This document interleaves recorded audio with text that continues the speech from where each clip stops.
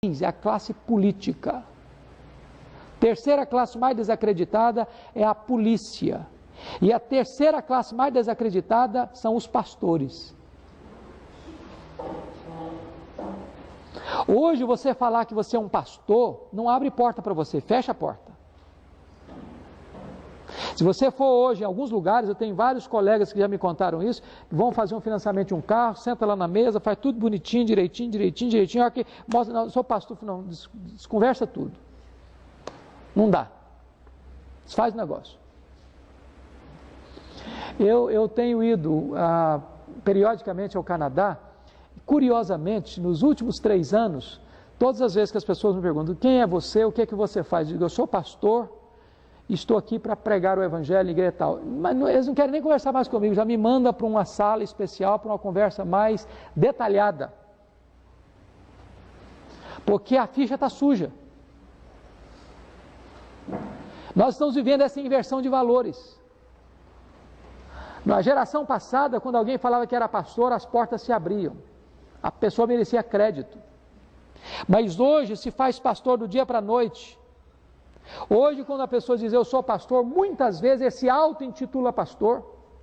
Ele funda a sua própria igreja, que na verdade não passa de uma pequena empresa familiar, onde ele vai realizar aquele trabalho como uma fonte de lucro para ele, para a família dele, onde ele vai transformar aquela igreja numa empresa familiar, ele vai transformar o púlpito num balcão, vai transformar o evangelho adulterado, que ele adultera o evangelho, num produto de péssima qualidade, e esses crentes em consumidores. Daí, verdadeiramente, a credibilidade está em baixa. E você ser hoje um ministro do Evangelho, um pastor, pregador do Evangelho, mantendo integridade, você é hoje um artigo em extinção nessa geração pós-moderna. Pois bem, eu vejo aqui algumas crises instaladas nesse processo. E eu gostaria de apontar algumas delas. A primeira crise que eu vejo é que tem muitos pastores que não têm senso nenhum de chamado e de vocação realizando o ministério. Gente que não escutou um chamado, escutou uma buzina, de um som incerto. Gente que entrou para o ministério com a motivação errada. Gente que não tem noção do que é ser ministro do Evangelho. E gente que não respeita o que é o Evangelho. Gente que ama o lucro, mas não ama as vidas, nem honra ao Senhor Jesus. Então esse é um problema seríssimo, seríssimo. Há um livro que possivelmente os pastores que estão aqui já leram com certeza. John Jowett, o pregador, sua vida e sua obra. Se você não leu esse livro, vale a pena ler. John Jowett diz nesse livro o seguinte, que muitas pessoas pensam que vocação é o seguinte: ele tenta vestibular para medicina e não consegue passar. Aí tenta para engenharia, também não entra na faculdade. Aí ele tenta vestibular para direito, também não passa. Aí ele tem uma grande ideia. Descobri, Deus me chamou para o ministério. Aí vai ser pastor. Aí John Jowett diz, isso não é vocação. Vocação é quando você tem todas as portas abertas. Você só enxerga uma porta. O chamado de Deus para o ministério. Vocação é como que algemas invisíveis. É aquilo que você não pode deixar de fazer. Você é compelido, imperativamente. Como Jeremias um dia escutou de Deus, eu disse, eu vou deixar de pregar. Isso foi como fogo nos meus ossos. Não dá para você deixar. Então isso é vocação. Isso é vocação. Segunda crise que eu percebo é que há muitas pessoas hoje no ministério que estão confusas teologicamente. Meus irmãos, é uma salada. Uma verdadeira salada hoje a questão teológica de muitos pastores. Gente que não sabe para onde vai, nem para onde está indo. Aliás, foi mencionada ali a questão de alguns modelos que nós temos hoje, grupos células, igreja com propósito,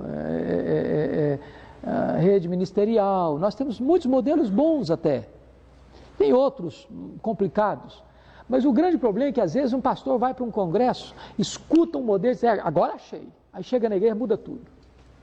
Aí no outro ano ele vai para um outro congresso, escuta outra coisa, não, meus irmãos, não era nada daquilo, agora é desse jeito que nós vamos caminhar, muda tudo. Aí ele vai para um terceiro, não era aqui, estava errado, agora é por aqui que nós vamos. Ele está confuso, ele está perdido, ele não sabe para onde está indo. Se ele não sabe para onde está indo, quanto mais o seu povo. Nós estamos vivendo a época e eu acho isso impressionante, absolutamente impressionante. Eu fiz seminário em 78, 81. Era um fato tão curioso que eu era um seminarista pobre e todo livro que saía eu conseguia comprar. Quando saía um livro, publicava um livro em português, era uma novidade. Uma novidade. Hoje você não consegue nem saber de todos os livros que são publicados. Quanto mais comprar todos. Hoje nós temos, eu não sei se já fizeram essa pesquisa, mas nós temos, no mínimo, nós devemos ter mais de 40 Bíblias no Brasil de estudos, diferentes umas das outras. E é bem provável que a maioria dos pastores tenha pelo menos metade delas, e nós estamos vivendo um período de analfabetismo bíblico como nunca. Nunca. Livro para enfeitar a prateleira não dá erudição para ninguém. Então o que acontece hoje? Você não vê um camarada que decora um texto mais, não sabe um versículo de cor mais. Ele está buscando em tantas coisas que ele não tem referência. Analfabetismo bíblico. Se o pastor é analfabeto biblicamente, quanto mais seu povo. Você quer ver uma coisa? Chega numa igreja e manda ler um profeta menor. Olha, é até engraçado. O camarada começa a abrir na Bíblia em Gênesis. Ou depois está achando que está lá perto de Apocalipse. O povo não sabe nem manusear a Bíblia mais. Por quê? Porque os pregadores não pregam a palavra mais também. Não pregam. Não tem exposição bíblica. As pessoas estão pregando do vazio da sua cabeça e da plenitude do seu coração enganoso, deixando a palavra de Deus de lado. Se esses pastores estão confusos, quanto mais os seus rebanhos. Terceira crise que eu percebo nas minhas andanças para aí afora, é que nós temos muitos líderes e pastores confusos, não apenas teológica e doutrinariamente, mas confusos emocionalmente. Gente que precisava estar sendo tratado, está tratando os outros. Gente que precisava estar sendo aconselhado, estão aconselhando os outros. Gente que não tem capacidade emocional de gerenciar sua própria vida, está tentando gerenciar a vida dos outros. E o resultado disso é que nós temos uma batelada de gente hoje entrando num processo triste de decadência moral no ministério. Quer ver uma coisa? Não tem lugar mais perigoso para um pastor do que o gabinete pastoral, se ele não for uma pessoa equilibrada emocionalmente.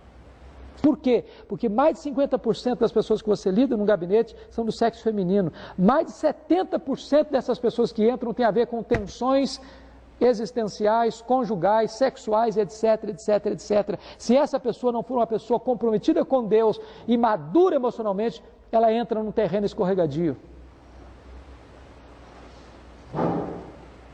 Outra crise que eu percebo nessas caminhadas, nós temos muitos pastores, desculpem eu falar isso aqui, mas preguiçosos no ministério.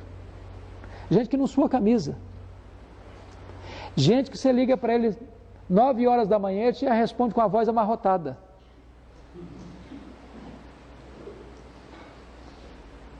Gente que não sabe o que é afadigar-se na palavra. Gente, pregar é trabalho.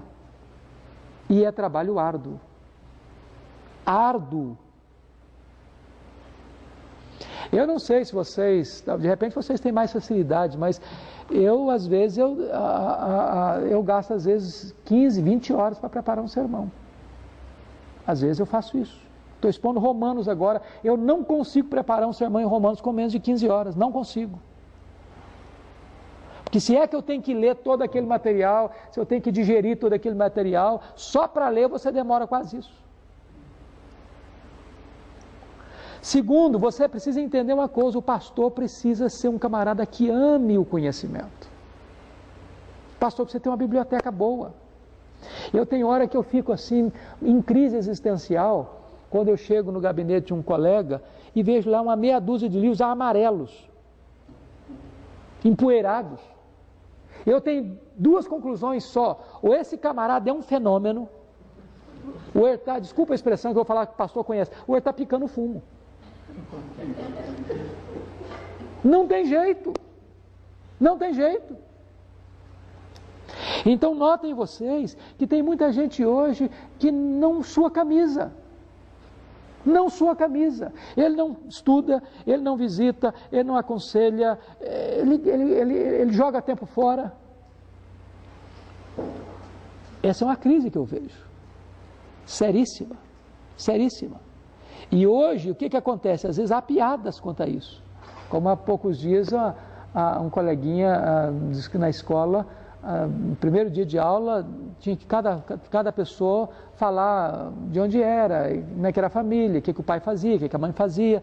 Aí levantou um menino na escola e falou, seu pai? Meu pai é pastor. Eu falei, ele trabalha também ou é só pastor? Então, muita gente, ser pastor não é trabalhar. Não é trabalhar. Muito bem. Deixa eu fechar essa questão aqui.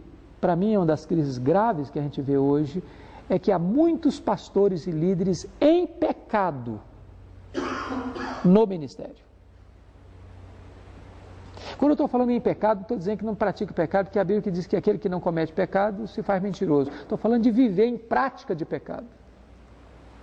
Não tem nada mais perigoso para a vida espiritual do que acostumar-se com o sagrado. As pessoas mais insensíveis não são aquelas que menos sabem, são aquelas que mais sabem, mas o conhecimento já anestesiou a consciência. Pode ter certeza disso. Via de regra, quando você vê um líder espiritual caindo, a queda dele tem viés de escândalos mais pervertidos do que aqueles que já são pervertidos por natureza. Eu nunca me esqueço de, certa feita, indo pregar numa das nossas grandes cidades. O pastor iria me levar para a casa dele, já estava tudo combinado antes, mas quando eu cheguei, ele me levou para um hotel, e quando chegou no hotel, começou a conversar comigo, falando de um problema que eu tinha tido no começo, de envolvimento com uma jovem da igreja, depois de casado, e como aquilo foi doloroso, e como aquilo machucou a esposa, e como aquilo machucou a igreja, mas como a igreja havia perdoado, etc. E eu estou pensando que ele está me contando apenas aquela história, e daqui a pouco ele diz, mas eu estou apaixonado de novo. Por um adolescente da igreja. E eu gastei com esse cidadão 2 horas conversando, orando, aconselhando. Lá pelas tantas, depois de 2 horas de conversa, o cara desatou a chorar. E eu, na minha inocência e imaturidade, pensei que ele estivesse chorando de quebrantamento. Depois que ele enxugou as lágrimas, ele disse, mas o meu amor por essa menina é lindo.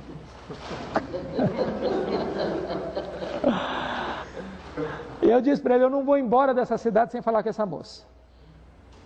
Chamei a moça, falei, minha filha, que ele estava levando a menina para a casa dele, chamando para fazer reunião de oração com ele, para fazer visita com ele, aquela coisa toda. Falei, filha, você vai me prometer uma coisa, você não vai na casa desse homem mais, você não vai orar com esse homem mais, você não vai fazer visita com esse homem mais, e se qualquer coisa estranha acontecer, por favor me ligue. Passaram-se 5 meses, o telefone tocou, era a moça. E aí, minha filha, o que aconteceu? Eu falei, pastor, eu fiz o que o senhor mandou. E aí? Ele largou do meu pé, mas está dando em cima da minha irmã agora. E eu disse para ele, você vai fazer um favor para mim, chame os presbíteros da igreja, senta com eles, abra o verbo.